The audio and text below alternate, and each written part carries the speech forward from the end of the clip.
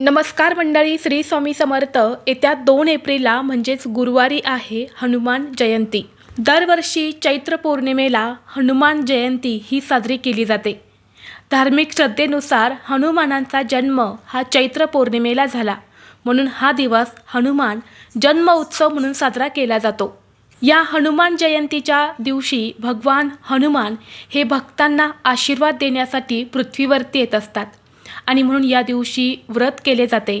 हनुमानांची पूजासुद्धा केली जाते.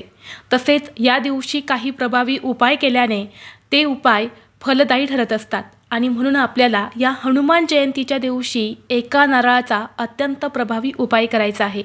हा उपाय केल्याने तुमची सर्व अडलेली कामे पूर्ण होतील. तुम्हाला प्रत्येक कामात यश मिळेल.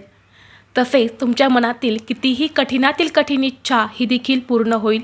माता लक्ष्मी तुमच्यावरती प्रसन्न होईल. तर हा नारळाचा उपाय कसा करायचा आहे, कोणत्या वेळेत करायचा आहे, याबद्दलची संपूर्ण माहिती एका व्हिडिओद्वारे मी तुमच्यासोबत शेअर केलेली आहे.